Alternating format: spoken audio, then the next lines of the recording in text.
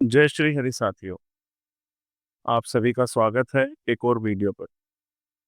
आप सबकी लाइफ में सबसे बड़ा क्वेश्चन क्या होता है कि मेहनत का फल क्यों नहीं मिल रहा। आज मैं आपकी मदद करूंगा उसी सवाल का जवाब जानने के लिए। तो वीडियो में बोले गए हर एक शब्द को बहुत ध्यान से एनालाइज करके समझिएगा। भाग्य का साथ मिल जाए तो पत्थर भी देवता बन जाता है, और अगर भाग्य साथ ना दे तो रत्न भी धूल में लिपट जाता है। यही तो गुण सत्य है। कर्म जितना भी हो, अगर भाग्य साथ ना चले तो सफर अधूरा रह जाता है। हमारे ऋषि मुनियों ने, हमारे पूर्वजों ने इसी भाग्य के सूत्र को जानने के लिए सहस्त्र वर्षों तक ध्यान साधना की। जीवन में जो भी सुख दुख आता है, जो भी राह बनती है या बिगड़ती है, उसका सीधा संबंध आपके छठे भाव से है। छठा भाव हमारे कर्मों का हिसाब है। अब सोचिए, वो कौन सी शक्ति है जो हमारे कर्म और भाग्य के बीच खड़ी रहती है। वही है छठे भाव का स्वामी। और जब छठे भाव का स्वामी अलग अलग भावों में प्लेसमेंट लेता है, तो वो न सिर्फ कर्मों को दोहराता है, बल्कि भाग्य के मूल बीज को भी खोलता है। जब इसका स्वामी अलग अलग भावों में जाएगा, तो वो हमें बताता है कि हमारी मेहनत कहाँ रंग लाएगी और कहाँ रुकावट बनेगी। आज की वीडियो का ज्ञान ये सिखाने के लिए है कि किस राह पर चलकर आप अपने जीवन को समझ सकते हैं। तो अब हम इसे पूरे विषय को एक एक भाव के हिसाब से गहराई से समझाएंगे। पूरी वीडियो को ध्यान से समझिएगा। और यही नहीं कि आप अपना सुन के चले जाएं। आप में से बहुत से लोग केवल वीडियो पर आते हैं, अपनी जानकारी लेते हैं और चले जाते हैं। देखिए, हर एक ग्रह का संबंध किसी न किसी पारिवारिक रिश्तेदार से भी होता है। तो सभी की सुनिए, सभी के पॉइंट्स नोट करिए। हो सकता है कि कभी कोई आपका परिवारजन किसी मुसीबत में हो और उस वक्त आपको इस ज्ञान का बोध हो जाए, और आपकी उस मदद से उसके कितने ही अच्छे कर्म बन जाए। तो ये एक पुण्य का काम होता है। तो पूरी वीडियो को सुनिए, और अगर आपको कोई जरूरतमंद लगे तो उसके साथ शेयर जरूर करिएगा। तो आइए, अब स्क्रीन पर आप देख सकते हैं कि अब हम एक एक करके सभी 12 भावों की डिटेल्स में बात करेंगे। देखिए, छठे भाव का स्वामी जब भी फर्स्ट हाउस यानी कि लगन में आ जाए, तो सबसे पहले आपको ये समझना होगा कि ये कोई मामूली स्थिति नहीं है, ये कोई आम संयोग नहीं है। लगन यानी कि आपका स्वरूप, आपकी पहचान।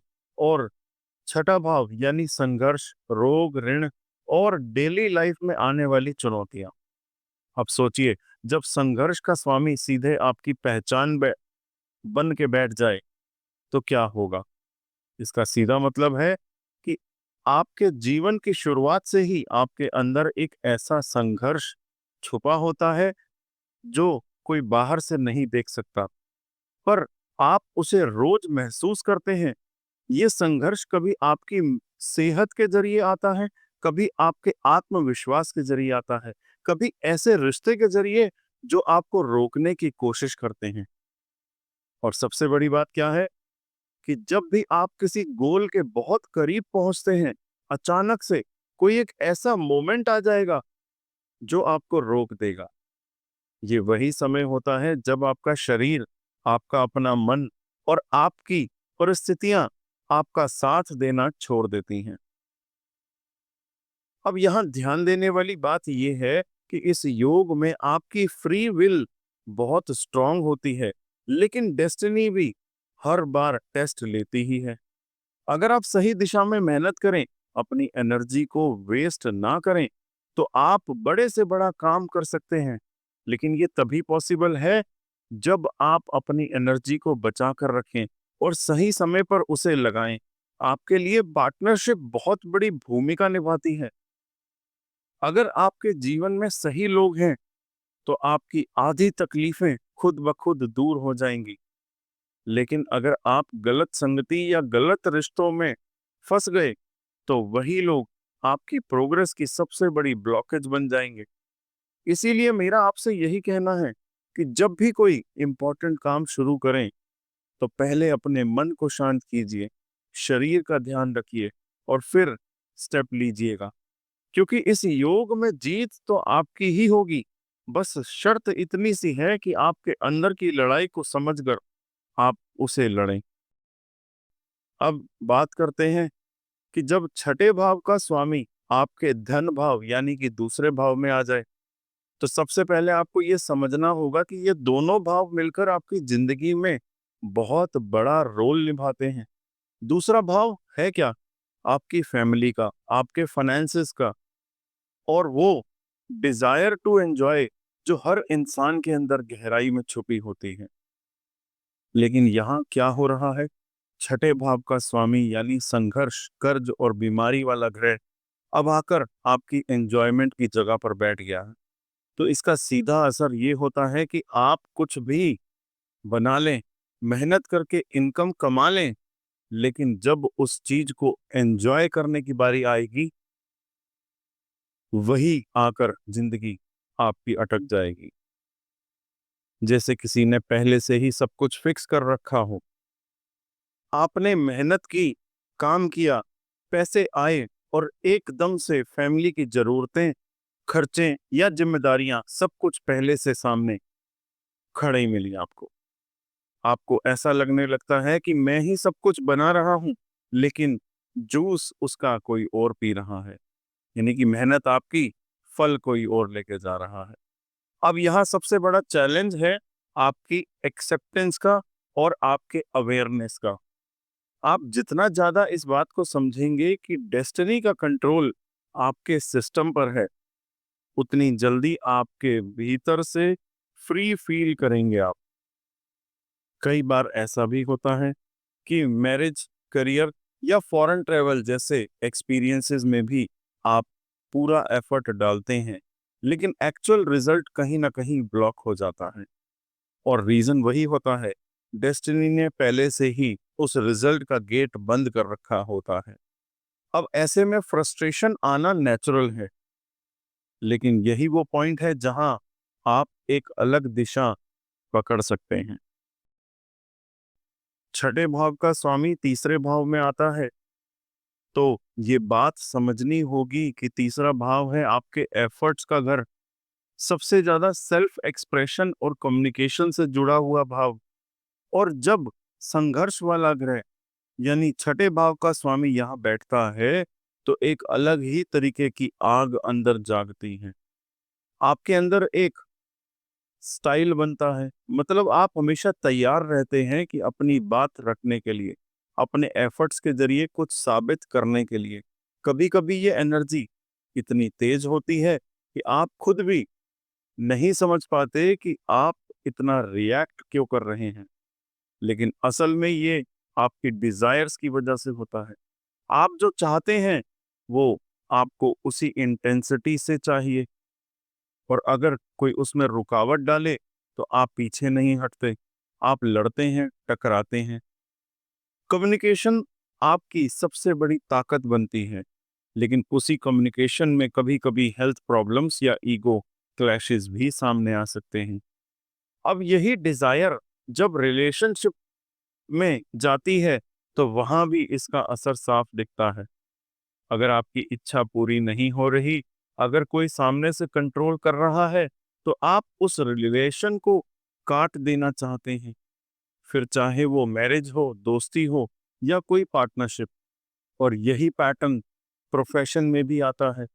आप कोई काम कर रहे हैं, सब ठीक चल रहा है, और एक दिन अचानक आपको लगता है अब ये नहीं करना, अब कुछ नया करेंगे। तो ये सब इसी योग की पहचान है। लेकिन सबसे बड़ा लेसन यहाँ ये है कि आप अपने डिजायर के पीछे ज्यादा ना भागें।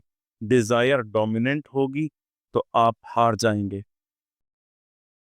जब छठे भाव का स्वामी यानी कि आपके संघर्ष, बीमारियां और कर्म का मालिक चौथे भाव में आता है तो सबसे पहले ये समझिए कि चौथा भाव है सुख का, दिल का, घर का, आपकी माँ का, जमीन जायदाद का और आपके इमोशनल नींव का।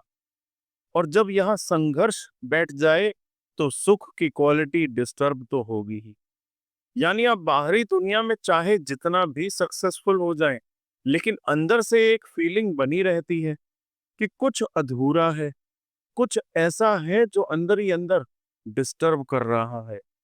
और कई बार तो ये पूरा पैटर्न बचपन से शुरू होता है। माँ के साथ कोई कनेक्शन या बचपन में ऐसा कुछ जो आपके हृदय को चोट देता है, वो कैरी होता है जीवन भर। और जब आप कोई नया घर बनाना चाहें, कोई नया रिलेशनशिप शुरू करना चाहें, कोई प्रॉपर्टी डील करना चाहें, तो वही पेन, वही ब्लॉकेजेस बार बार सामने आ जाती हैं। और आप सोचते हैं मैं तो सब कुछ ठीक कर रहा हूं, फिर भी दिल क्यों नहीं लगता। अब यही एनर्जी आपकी डेली लाइफ और इमोशनल पैटर्न पर असर डालेगी। आपको लगने लगेगा कि घर में भी सुख नहीं है, या माँ से रिलेटेड कोई गिल्ट, कोई डिस्टेंस बार बार डिस्टर्ब कर रहा है। और ये केवल घर तक ही सीमित नहीं रहने वाला। आपका जो वर्क प्लेस है, आपका जो बिजनेस प्लेस है, उसकी भी एनर्जी को कैरी करेगा ये। जब आप ऑफिस में काम करते हैं तो वहाँ कलीग्स आपका सपोर्ट, या फिर ये कहूँ कि आपके कलीग्स का सपोर्ट आपको मिसिंग लगेगा। आप एफर्ट करते हैं फिर भी कोई ना कोई अड़चन आती रहेगी। और अगर आप कभी भी किसी रिलेशनशिप्स में हैं तो वहां भी यही पैटर्न आएगा, यानी सेटिस्फैक्शन का गैप बना रहेगा। और फिर क्या होता है, इमोशनल एनर्जी धीरे धीरे भारी होने लगती है। दिल की जगह जहां फेथ और भरोसा होना चाहिए, वहां डर, ट्रॉमा और आइसोलेशन बनने लगता है। चौथा भाव दिल है, और जब वहां दुख बैठ जाता है तो व्यक्ति को इमोशनल शेल्टर चाहिए। वो शेल्टर कभी परिवार नहीं दे पाता, कभी मातृभूमि नहीं दे पाती, तब व्यक्ति गुरु की शरण में जाता है। लेकिन यहाँ भी एक लूप बन जाता है कि पिछले जन्मों में आपने शायद गुरु को प्रेफरेंस दी और माँ या परिवार को पीछे छोड़ दिया। अब उसी कर्म की वजह से इस जन्म में आप घर के सुख को मिस कर रहे हो। इससे बाहर निकलने का एक ही रास्ता है, गुरु की सच्ची सेवा, गुरु मंत्र का जाप और अपने दिल की सुनना, ना कि सिर्फ दिमाग की। जब आप इमोशनली सेंटर्ड हो जाते हैं तब ही आप इस चौथे भाव की ब्लॉकेजेस से बाहर आ पाते हैं। और उस समय फिर वही फोर्थ हाउस आपको स्ट्रेंथ भी देता है और एक इमोशनल एम्पायर भी खड़ा करवा सकता है। देखिए, पंचम भाव क्या है? ये सिर्फ संतान या शिक्षा का भाव नहीं होता। ये है आपके पूर्व जन्म के पुण्य का भाव, संकल्प शक्ति का भाव और आपकी आध्यात्मिक दृष्टि का घर। और जब यहाँ पर छठे भाव का स्वामी, जो कि संघर्ष, रोग और कर्म का स्वामी है, यहाँ बैठ जाता है तो आपके जीवन में एक ही बात डोमिनेंट हो जाती है कि मुझे मोक्ष चाहिए या अब संघर्ष करके ही आगे बढ़ना है। यहाँ एक अजीब स्थिति बनती है जहाँ आप अंदर से बहुत स्पिरिचुअल इंक्लाइंड होते हैं, लेकिन बाहरी जीवन में बार बार अड़चने आती हैं। पढ़ाई करते हैं फिर भी कुछ अटक जाता है, रिश्ता बनता है फिर भी इमोशनल डिस्कनेक्ट रह जाते हैं। क्यों? क्योंकि जो भाव पुण्य का है उसमें कर्म का स्वामी बैठा है, और वह कर्म कह रहा है तो पूजा कर, जाप कर, तप कर, लेकिन बिना संघर्ष के कुछ नहीं मिलेगा। अब दूसरी बात, ये योग हमेशा व्यक्ति को आध्यात्मिक प्रेरणा की ओर लेके जाता है, लेकिन जैसे ही आप मंत्र जाप शुरू करते हैं, कोई ना कोई रिश्ता या बाधा अपनी मुक्ति की राह में आ खड़ी होती है। इसी कारण पंचम भाव में बैठा षष्ठेश एक बहुत डीप लेसन देता है। आपका हर प्रेम संबंध एक टेस्ट है, हर संतान का जन्म एक कार्मिक गेट है और हर परीक्षा एक तपस्या है। और अगर आप इस भाव को पॉजिटिवली एक्टिवेट करना चाहते हैं तो जितना ज्यादा ज्ञान बांटेंगे उतना ज्यादा सहज होंगे। दान कीजिए, पुस्तकों का दान दान कीजिए, बच्चों को गाइड कीजिए, तब जाकर ये पंचम भाव आपकी कुंडली में एक प्रॉपर चैनल बनकर खुलेगा। बहुत ही गहरी और खास प्लेसमेंट होती है ये, जब छठे भाव का स्वामी खुद छठे भाव में हो। ये दिखाती है कि आपका जीवन बहुत सारे हिडन पैटर्न से जुड़ा हुआ है। आप बाहर से चाहे जितना नॉर्मल दिखें, लेकिन भीतर से हर वक्त कुछ ना कुछ रिजॉल्व कर रहा होता है। आप एक ऐसी लाइफ जीते हैं जिसमें जिम्मेदारियां कभी खत्म नहीं होती। जैसे कि आप एक इनविजिबल टास्क लिस्ट हर वक्त आपके सिर पर मंडरा रही है। शादी, करियर, स्वास्थ्य, हर क्षेत्र में हल्की हल्की परेशानी बनी रहती है। कोई चीज अचानक बर्बाद नहीं होती, पर हर चीज अपनी स्पीड से टूटती बिखरती है। और इसी वजह से आपको डिसिप्लिन रखना बहुत जरूरी होता है, क्योंकि ये भाव बार बार ट्रैप्स बिछाता है, डिस्ट्रैक्शन देता है। अब सोचिए, छठा भाव स्वाभाविक रूप से रोग, ऋण और शत्रु और रुकावटों का घर है। और जब इसका स्वामी वहीं आकर बैठा है, तो यही वजह है कि आपके जीवन में इंटरनल कॉन्फ्लिक्ट बहुत ज्यादा होंगे। कभी हेल्थ अच्छी होती है तो माइंड अनस्टेबल हो जाता है। कभी रिलेशनशिप ठीक होते हैं तो जॉब डिससेटिस्फैक्शन बन जाता है। यानी कि हर फील्ड में 70% स्ट्रगल और 30% सक्सेस का पैटर्न चलता है। लेकिन हाँ, अगर आप डेली रूटीन में थोड़ा सा डिसिप्लिन लेकर आए, हर काम को टाइम बाउंड तरीके से करना शुरू करें, तो यही भाव आपकी स्ट्रेंथ बन सकता है। याद रखिए, छठा भाव सब कुछ देता है, लेकिन धीरे धीरे और सब्र के साथ। ये एक ऐसा भाव है जिसके अंदर से गुजरना जरूरी है, और वही लाइट भी है, पर पेशेंस के साथ। बहुत ही खास और गहरी स्थिति होती है जब छठे भाव का स्वामी सप्तम भाव में बैठता है। सप्तम भाव जीवन साथी का, आपके पार्टनरशिप का, और वो भी एक ऐसा रिश्ता जो आपका मिरर होता है। और छठा भाव वो है जो कर्मों का, रुकावटों का, पास्ट लाइफ के अनरिजॉल्व्ड इश्यूज का। जब इन दोनों भावों का मिलन होता है तो कह सकते हैं कि रिश्ते की एक युद्ध भूमि बन जाती है। कोई सीधी राह नहीं होती। ना सामने वाला पूरी तरीके से दुश्मन लगता है, ना पूरी तरीके से साथी। हर बातचीत में, हर रिश्ते में, हर एक कार्मिक टेस्ट छुपा होता है। और यही कारण है कि आपकी शादी या पार्टनरशिप में बार बार ऐसे लोग आते हैं जिनके साथ पास्ट लाइफ का कोई डीप कनेक्शन रहा है, अधूरा और कभी ना सुलझ पाया हुआ। रिश्ते में आते ही प्यार की जगह कंपटीशन शुरू हो जाता है। बात बात पर कंपैरिजन, इनसिक्योरिटी या कंट्रोल की भावना आ जाती है। और फिर आपके अंदर बार बार ये सवाल उठता है, क्या ये रिश्ता मुझे रोक रहा है या बना रहा है।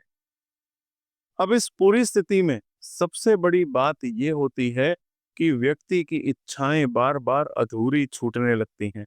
आप कुछ चाहते हैं, लेकिन रिश्ता उस चीज से आपको दूर कर देता है।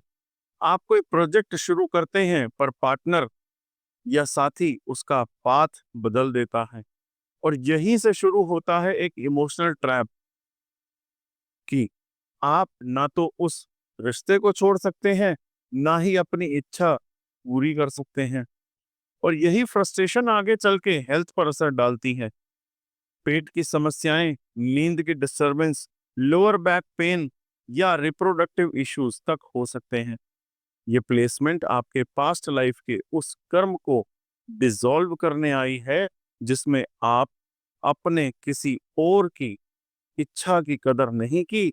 और इस बार रिश्ता आपको तोड़ेगा नहीं, आपको बदलने आया है। अगर आपने इसे एक्सेप्टेंस और समर्पण से लिया, तो यही सप्तम भाव आपके मोक्ष का द्वार बन जाएगा। जब छठे भाव का स्वामी आठवें भाव में बैठता है तो ये एक गहरी रहस्यमयी और बिल्कुल ट्रांसफॉर्मेशन वाली स्थिति बनती है। पहली नजर में डर लगेगा कि अब क्या होगा, लेकिन यहां से ही जन्म लेता है विपरीत राजयोग, यानी कष्टों से उठकर राजा बनने का योग। आपका जीवन साधारण नहीं होगा, बार बार बदलाव आते हैं। कभी स्थान बदलता है, कभी रिश्ते, कभी प्रोफेशन, तो कभी सोच, लेकिन हर बार वो आप खुद को और ज्यादा स्ट्रांग बनाते हैं। यहाँ पर आत्मबल ही असली धन है, और यही प्लेसमेंट बताती है कि आपका कर्म सीधा नहीं है। ये एक पहेली है जो आपको जीवन के अंदर गहरे ट्रुथ्स तक ले जाने के लिए बनी है। आठवां भाव जुड़ा होता है आत्माओं, पितृ ऋण और पास्ट लाइफ मेमोरी से।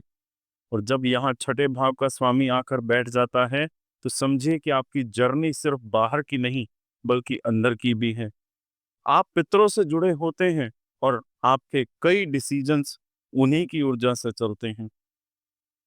कभी आप मंदिर बनवाना चाहते हैं, कभी किसी डिपार्टेड सोल के नाम से कुछ करना चाहते हैं। और इस भाव का सबसे गहरा लेसन ये है कि हर बार आपको नए सिरे से शुरू करना होगा, और उसी में आपका योग है, आपकी शक्ति है। अचानक लाभ, अचानक नुकसान, सब कुछ उसी ऊर्जा से चलता है। उपाय एक ही है, पितरों की सेवा, तंत्र की शुद्धि, विधि, और सबसे जरूरी खुद को हर बार नया बनाना। तभी आप अंधेरे से उजाले की इस यात्रा को, अपने पास्ट कर्म को रिलीज कर पाएंगे। छठे भाव का स्वामी नवम भाव में प्लेसमेंट ले तो सबसे पहले ये एक बहुत ही गहरा कार्मिक कनेक्शन दर्शाता है। नवम भाव गुरु, भाग्य और धर्म का स्थान है। और जब छठे भाव का स्वामी, जो कि रोग, ऋण और शत्रुओं का कारक है, यहाँ आकर बैठता है तो इसका अर्थ होता है कि आपका प्रारब्ध आपके भाग्य में मिल चुका है। यानी आपने अपने पिछले जन्मों में जो कुछ भी कार्मिक लोन्स उठाए थे, अब वह सीधा आपकी किस्मत से जुड़ गए हैं। आप जीवन में किसी का, या फिर ये कहूं कि आप जीवन में किसी न किसी के गुरु के माध्यम से दिशा पाएंगे, लेकिन वो दिशा हमेशा कंडीशन के साथ आएगी। हर अपॉर्चुनिटी के साथ कुछ ना कुछ कंडीशन जुड़ी रहती है। अब देखिए, ये स्थिति ये भी दर्शाती है कि व्यक्ति की आत्मा खुद को गुरु के हवाले कर चुकी है। इसीलिए ये प्लेसमेंट विश्वास और सरेंडर की परीक्षा है। आपको जरूरत है कि आप उन लोगों के साथ जो सात्विक हैं, और उन गुरुओं का आदर करें जो आपकी लाइफ में लेसन्स दे रहे हैं आपको। चाहे वो पिता हो, कोई शिक्षक हो, या कोई एल्डर मेल फिगर। लेकिन दुख की बात ये होती है कि गाइडेंस तो मिलती है लेकिन अनकंडीशनल नहीं, वहां भी शर्तें होती हैं।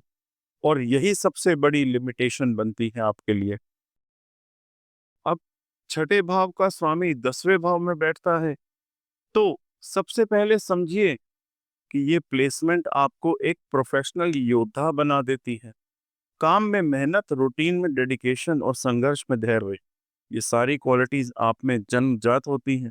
लेकिन साथ ही ये स्थिति आपके काम में अनदेखे बोझ को लेकर भी आती है। आपने कई बार इस चीज को महसूस किया होगा कि मैं मेहनत बहुत कर रहा हूँ पर क्रेडिट किसी और को मिल रहा है, या प्रमोशन आते आते रुक गया। यही तो है छठे भाव की चालाकी। वो आपको काम में तो झोंक देगा, लेकिन कभी कभी उसका पूरा फल नहीं मिलेगा, क्योंकि 10वां भाव कर्म है और छठा भाव अदृश्य टकरावों का भंडार। इसीलिए कई बार आप ऐसा भी महसूस करते हैं कि काम मैं कर रहा हूं लेकिन रास्ता कोई और तय कर रहा है। अब यह स्थिति दिखाती है कि आपके कार्य क्षेत्र में अक्सर ऐसे लोग आएंगे जो आपका सहारा भी बनेंगे और टकराव का कारण भी। कभी बॉस से ज्यादा काम मिलेगा, कभी कलीग से तुलना होगी, कभी कोई जूनियर आपको चैलेंज करेगा। और यहीं से बनता है जीवन का असली मैदान, इस प्लेसमेंट में आपको जरूरत होती है कि लो प्रोफाइल हार्डवर्क की। ज्यादा दिखावा, ज्यादा एक्सपेक्टेशंस, ये सब शत्रुओं को आमंत्रण देते हैं। इसीलिए आपकी कुंजी यही है, रिजल्ट दो, प्रचार मत करो। आपका असली कर्म संघर्ष से होकर निकलेगा। और अगर आपने यही समझ लिया कि कहाँ मेहनत करनी है, कहाँ छोड़ना है, तो फिर ये योग आपको जीरो से हीरो बना सकता है। जब छठे भाव का स्वामी 11वें भाव में बैठता है, तो ये प्लेसमेंट एक बहुत गहराई से कहती है कि लाभ संघर्ष से ही मिलेगा। इस योग में आपको जिंदगी कभी सीधे हाथ से कुछ नहीं देती। हर उपलब्धि के पीछे एक लंबा संघर्ष, एक उलझन या कोई कड़ी शर्त जुड़ी हुई होती है। 11वां भाव दोस्त का, नेटवर्क का और आपकी पब्लिक इमेज का होता है। लेकिन छठे भाव का स्वामी यहाँ बैठ जाए तो वही दोस्त कभी विरोधी बन जाते हैं और वही विरोधी बाद में अवसर दे जाते हैं। आप पाएंगे कि जिंदगी में जितने भी बड़े मौके मिले, वह या तो किसी चैलेंज, किसी कड़ी चुनौती या फिर किसी इंटेंस एफर्ट के बाद ही मिले। ये प्लेसमेंट आपको साफ साफ दिखाता है कि आपको कुछ भी मुफ्त में नहीं मिलेगा, लेकिन अगर मेहनत करोगे तो वही चीज दुगना फल तो जरूर देगी। प्रैक्टिकल लाइफ की बात करें तो इस स्थिति में सोशल इमेज बहुत तेजी से बनती भी है और टूट भी सकती है। आप कभी रातों रात किसी प्लेटफॉर्म पर चमकने लगते हैं और वहीं बिना गलती के अचानक आपकी इमेज को नुकसान भी हो जाता है। कई बार आपको लोग गलत समझते हैं, बिना वजह पीछे हट जाते हैं या आपके आइडियाज का क्रेडिट कोई और ले जाता है। लेकिन अगर आपने ये समझ लिया कि आपको दिखावा नहीं करना, बस क्वाइटली कंसिस्टेंट रहना है, तो यही योग आपको बहुत ऊंचाई तक लेके जाएगा। और सबसे बड़ा रहस्य, इस योग में जितना आप सेवा, दान और मित्रों के लिए बिना अपेक्षा के करेंगे, उतना ही लाभ अदृश्य रूप में आपके पास आता चला जाएगा। जब भी छठे भाव का स्वामी 12वें भाव में बैठे, तो ये तो साफ संकेत देता है कि अब जीवन संघर्ष से नहीं, समर्पण से बदलेगा। ये प्लेसमेंट बताती है कि अब कर्मों का हिसाब अंतिम पड़ाव पर है। 12वां भाव खुद मोक्ष, त्याग और समापन का घर है। और जब छठे भाव का स्वामी यहाँ आता है, तो आपका ध्यान समाधान पर केंद्रित हो जाता है। संघर्ष अब बाहर नहीं, भीतर से होगा। ये योग दिखाता है कि आपका हीलर, जप साधक या ऐसा कोई बना है जिसे पास्ट कर्मा से मुक्त होना है। आप देखेंगे कि आप अक्सर अपने जीवन में कुछ त्याग करते हैं, कोई बड़ा सपना छोड़ते हैं या खुद को एक हायर मिशन के लिए समर्पित करते हैं। अब अगर प्रैक्टिकल रूप से देखें, तो इस योग का सीधा असर आपके रिलेशनशिप, खर्चों, नींद और इमेजिनेशन पर पड़ता है। कई बार ये लोग अपने रिश्तों में क्लोजर चाहते हैं, जो चल रहा है या फिर जो चल नहीं रहा उसे पीसफुली खत्म करो। मोस्टली आप अटैचमेंट में नहीं, अवेयरनेस में रहते हैं। आप जानते हैं कि कौन सा रिश्ता कार्मिक है, कौन आपको इवॉल्व नहीं करने दे रहा, इसीलिए आप सोशल सर्कल से जल्दी कट जाते हैं या कम से कम इमोशनल इन्वेस्टमेंट कम कर देते हैं। और सबसे गहरी बात, ये योग आपको दिखाता है कि आपका भाग्य अब धीरे धीरे आत्मा की तरफ जा रहा है। इसीलिए अब जीवन में सुपरफिशियल गोल्स नहीं, बल्कि शुद्ध आत्म संतोष ही आपकी दिशा बन जाती है। और अगर आपने इस दिशा को समझ लिया, तो यही योग आपको सच्चा और इनर पीस दे सकता है। तो देखिए, संघर्ष आपका हो सकता है, लेकिन उसका रास्ता शास्त्रों में पहले से ही लिखा हुआ है। छठे भाव का स्वामी जब अलग अलग भावों में जाता है, तो वो सिर्फ ग्रहों की चाल नहीं बदलता, वो आपकी सोच, आपका नजरिया, आपका आत्मबल भी बदलता है। और अंत में बस यही कहना चाहूंगा आप सभी से कि अगर आज की ये यात्रा आपके दिल को छू गई, तो इसे अकेले मत रखिएगा। जैसा या फिर जैसे ज्ञान बांटने से बढ़ता है, ऐसे ही एक लाइक, एक शेयर और एक सब्सक्राइब किसी और के जीवन में रोशनी ला सकता है। क्योंकि भृगु ज्ञानवाणी सिर्फ ज्ञान का माध्यम नहीं, ये एक परिवार है जो चाहता है कि आप भी जागें, समझें और आगे बढ़ें। आपका कल्याण हो, आपके कर्म अच्छे हों और शुभ हों, और आपका आत्मबल कभी कम ना हो पाए। धन्यवाद।